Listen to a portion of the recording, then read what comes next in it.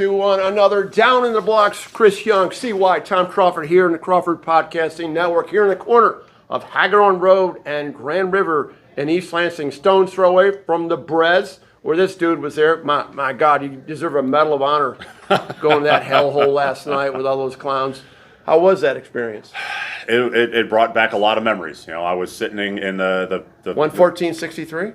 Yeah, something like that. Yeah, that's a memory I don't choose to remember very Why did I often. bring But that freaking you know, thing up? I was sitting in the section, you know, the Michigan ticket allotment section, like 3 rows behind Michigan's bench. Yeah. So, you know, everything that the fans were saying to the bench, I basically like they were saying to me. Yeah. I didn't get anybody saying anything directly to me. You know, Yeah. being the biggest dude in the building and all, but. It was ugly. Some of the things they were saying were not PG or PG-13. No. I sat in literally the same position you did 30 years ago for the Fab Five. Yeah. I don't know, 5-point win over Michigan State. When they didn't have the zone, they had a thing called Judd's Jungle. Okay, Yep. and I walked out of that, and there were racial words being thrown. Oh yeah, there was some last night. The too. N-word. Yeah. Okay, and I walked out of Breslin, and I said to myself, you know what? This is the last Michigan State basketball game I'm going to in this arena. Yeah. And I have not been back to one since 30 years ago. Yeah. So, anyway, but hey, hats off to Michigan State. Congratulations. Big time win. 700 Big time wins. second. 700 wins for Izzo. 700 you wins know. for Izzo. That's a huge milestone. I mean, unbelievable. His 69th birthday. That's very cool. Very happy for him. Yep. But the storyline for me, from our perspective, obviously, is how pathetic this Michigan basketball team has spiraled down to. Yeah. Almost below, no offense here, the Brian Ellerby days of Chris Young. No, it's getting close. Before man. Tommy It's- Amaker took over his senior It's very, year. it's very comparable now. As unfortunate Yeah. as that is, you know, with the expectations that we had for the last couple of years and all that, and then to see the product that's getting put out on the court, you know, game in and game out. It's So like, at halftime, my buddy Ron called, a Michigan buddy, and he said, "What do you think?" I go, "Well, if Michigan was up by 20, I think they have a chance. 2 is a loss." two, they got no chance. I mean, And, they shot 50% from 3 at Yeah. the half. They were 60+ from Yeah, the field, 61 and from you're the up 2 points. Like, Yeah. just play a little bit of defense. Yeah. You know, tell the guy a story. Do something to Yeah. distract him. Like, come on. Like, you know, as Dan Campbell says, bite a kneecap. Do something. You know, it's like, like, get some kind of fire and energy. Not just, we're going to run fast and run hard to get down to the offensive side because we're scoring, and then play no defense on the other end. Well, then Like, offensively, Juwan's got an NBA scheme. Oh. A lot of ISO with, marginal talent at best. 3-star. I mean, there's no ball handlers on this team other than Doug McDaniel who can actually handle the ball. I thought Michigan State would just crush Michigan in the first half by pressing them and causing stress, trying to make them to speed dysfunctional them handling up. the ball. Yeah. And they didn't do that. No. What were they thinking? I don't know. I thought the same thing coming in. I would, if I'm playing against Michigan, especially on the road, I'm pressing the hell out of them. Discombobulated. I mean, every made bucket, They're I'm terrible. I'm pressing, I'm doing all kinds of stuff to try and just get them flustered. Because Yeah. you've seen, all due respect to Jalen Llewellyn, but I mean, against Purdue, he's bringing the ball up, the guy's facing him, and he just takes it from him a couple times. Or he dribbles it off his foot, or they pressure him a little bit, he's got to pick it up, and he's got to look for a bailout pass. Yeah. Like, there's just... They don't have the elite ball handlers. But getting back to what you were saying about their offensive sets, if you turn on the TV tonight and you turn on a bad NBA team, and you look at their offense, it's a mirror image of what Michigan does. It's a ball screen on top, or it's one guy isoing on top, and the other 2 or 3 guys ball screen standing around. Not watching. even a good ball Yeah, screen. not even a good ball screen. It's like if you're going to set a ball screen and hit somebody.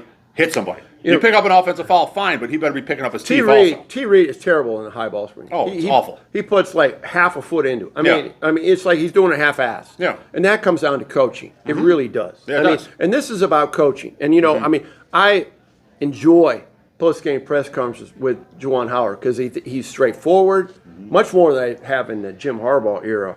More straightforward. I think he's a good guy. But this is not a match. There has to be a change at the end of this year. The University of Michigan has to ask itself, and Ward Manuel, if he's a decision maker, how important is basketball? Yeah. How important is it to have a competitive basketball team as opposed to one that is spiraling down these last 2 years? You look at, Chris, look at this. Okay, so first year, pre-COVID, the COVID year slammed that season at the end. Michigan was in the tournament, but they weren't playing well. Yeah. That's year number one with Beeline players. Year number two, the COVID year, nobody in the gym. Hey, Juwan did a great job. Yep. Michigan had some great grad transfers on that team. It worked out well, and boom, they're Big Ten champs. But then 2 years ago, they were a bubble team. Yep. Throughout the back half of that year, they got in. They did a great job. They won 2 games down in Indy. I attended them both, and they beat Colorado State. They beat Tennessee, and they were in the Sweet 16. I thought, okay, this is all good, good. Then what happened last year? A train wreck, 19-16 spiraling down. And then this year, my God, I think when I look at the schedule, they're at 2 wins right now. There's 20 games played in the Big Ten. They have a shot at winning one more, and that's this weekend because Rutgers is so pathetic offensively. Yeah, they really are. But other than that, I think this is a 2-18 team in Big Ten play, which would be how much was that? 7 wins, 7-24 overall going to the Big Ten tournament, where it'll be a one and done. Yeah. I mean, is that okay? So you're going to tell Juwan, how are you going to do the thing you did with Jim Harbaugh in 2020? Listen, make some changes to your coaching staff. I mean, Phil Martelli is going to retire. Yeah, I think Martelli is going to be done at the end of the season. That's happening. Yeah. And so what do you do with Sadi and Howard? I mean, I don't know. What are your thoughts? No, you're absolutely right. Is Ward going to sit down and be like, okay, what do we want from this basketball program? Do we want them to be, a Sweet 16 plus caliber team every year, or do we want to just, we're a football school, we're putting all of our money and all of our resources behind football, and whatever happens with men's basketball, okay, doesn't matter. It doesn't matter. But I mean, one of the big things is, they have to show support to the basketball program through their NIL. Yeah, and that's how you get. How is that defined? What is that? Do we know? We don't know, because we don't know the ins and outs of what it is that they're actually contributing, NIL wise to the basketball program. But there's a reason why Hunter Dickinson left. He wasn't getting what he was looking for. There's a reason why we're not in right now on any 4 or 5 star guys. Like, we don't have recruits coming in that are like, oh man, this guy's coming in. This guy's flying in for Caleb Love, who threw down 36 for Arizona, was right on the brink of coming to Michigan, but that was almost like more of an academic thing. It turned out to be an academic thing, and it turned out to be an academic thing from the North Carolina side, where he didn't take the right classes and stuff like that. Like, he would have come in and been, a little bit better than a freshman as a student. So Michigan has higher academic integrity than the University of Arizona does, obviously. In some situations, and I'm pretty sure that had this been a high level football player, it would have worked? It probably would have worked. Well, it didn't work for Xavier. Remember Xavier Worthy, who went to Texas? All of a sudden, he couldn't go to Michigan academically, and the next day he's going to Austin, which is supposedly a high-caliber academic institution. So it's hard to say. But, so you're saying NIL is an issue? Yes. NIL is a big issue. We saw it with Hunter. I mean, that's the biggest, most glaring thing. But beyond that, what also, and I don't know if this is a sour grade statement from Hunter Dickinson, but he's talking about in summer workouts, the workouts were twice as hard at any time of the Michigan when he was in the Michigan program at Kansas. Yeah. So are the practices too soft, let alone being weak strategically in the offensive sets? I mean, it's a lot of things. It's got to be. You see what has been happening at Kansas for the last 10, 15 years. Yeah. Winning national championships, going to Final Fours, putting tons and tons and tons of guys in the NBA. Mm-hmm. There's a reason that happens year upon year. Right. That the guys get there, they develop, and they move on, whether it's playing in the NBA or playing overseas. Right. Where, how many guys have we sent to the NBA the last 5 years that are still in the NBA and actually on a roster and contributing? A couple? Right. Of all the guys that have, left well, I mean, there was a regime. Like Mostauskas, Hardaway. I mean, Tim Hardaway still. I mean, there's some old guys. But that's those are Beeline's guys. Yeah. That's Beeline bringing these guys in, and after year 3, then they're ready to go and be pros. Yeah. Where Kobe Buffkin, Franz Wagner, like these guys, those are Juwan guys. Yeah, they didn't they didn't develop enough. They didn't get those. But Franz is doing great.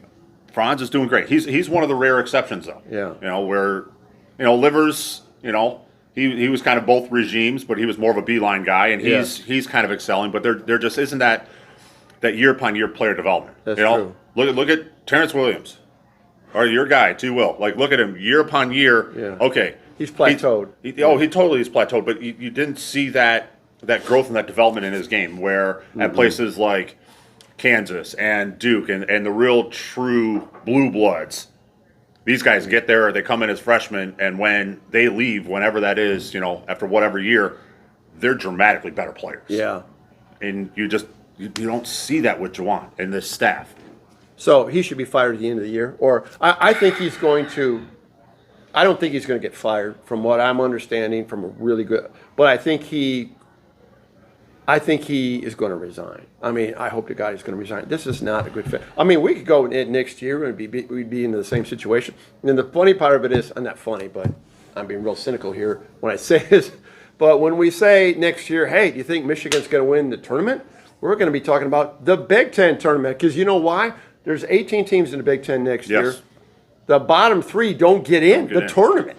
Yep. I mean, I'm not talking about NIT. I'm talking about the Big Ten tournament. Mm-hmm. And Michigan would be in that bottom 3. I mean, they're going to be in the bottom 3. Yep. I mean, who knows personnel-wise? Recruiting, there's nothing to get excited about. There's nothing to get excited about. And, the guys that we have now, who's going to hang on to next season? Yeah. Who's going to hit the portal? Yeah. Like Doug will go. I think Doug's going to go. Kama's going to go, Kama's got one more year? Yeah. Okay. Yeah, I think he's either going to try dip his toe in the NBA waters or transfer somewhere else, because he's not developing as a player. No, and because there's so much uncertainty of what's going on. Mm-hmm.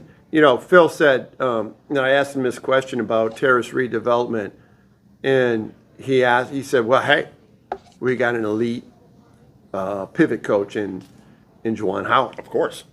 I'm not. I mean, there's no doubt about that. But okay, then we're okay. You're saying we're all saying that, and Phil's saying that. But I have. I'm not seeing it in Terrace Reed. No, and I have to step in and say something. Juwan was a very high level NBA player. We all know that he was a very high level college player. 19 years of me. Yeah. Doesn't need the money. If you're watching Terrence Reed play, you can see that Juwan has worked with him. The problem is that. Well, you know more than I do. Because and watching him very closely now all season, he's putting too many moves into this kid's head. Juwan is. Okay. Get the ball on the block, take 2 dribbles to the middle, shoot a jump hook.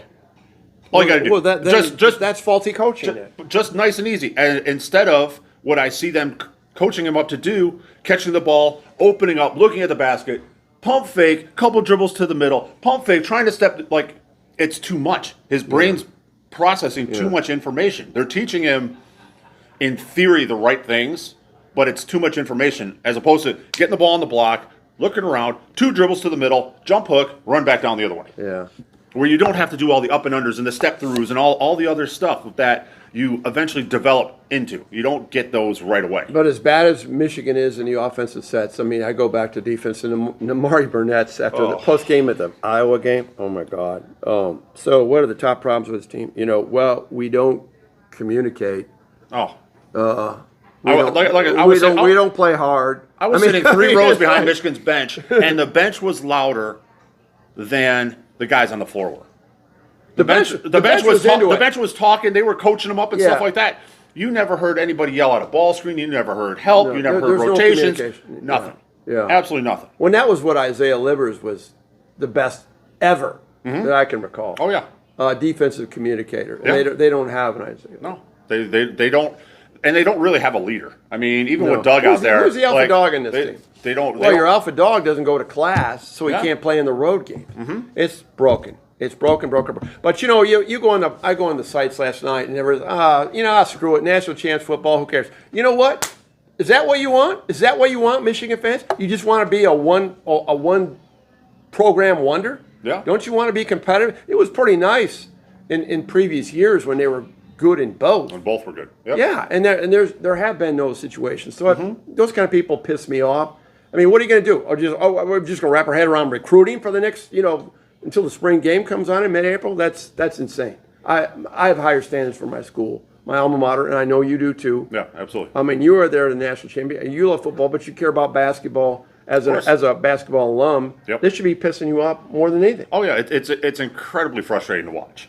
Yeah. You know, after the success of Beeline, then the early success of Jawan, and then just to see a total just implosion.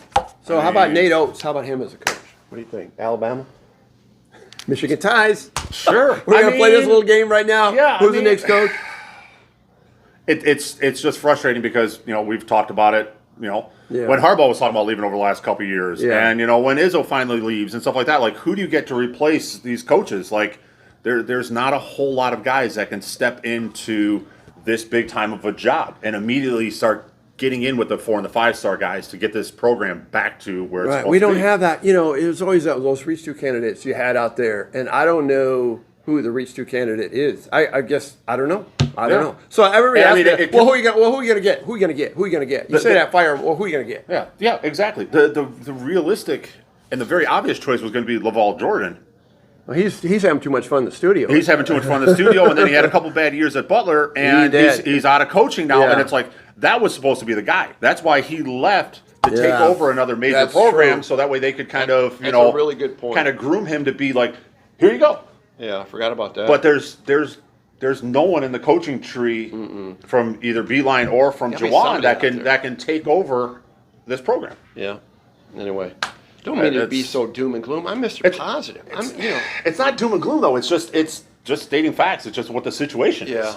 And it's frustrating as all hell. Yeah, frustrating. CY and I, Tom Crawford here on the Crawford Podcasting Network, and hey, we'll do it. We'll bring it strong. We'll bring Ralford on next week. I mean, Richard Ralford's really going to be tested about his positivity. Oh yeah, yeah. I got to hear what Richard's going to say. Rich, man, baby, come on, baby, come on. Let's take the love goggles off, my friend. Yeah. Anyway, and we'll see what happens. Until next time, good job, CY. Thanks, Tom. Go blue. Go blue.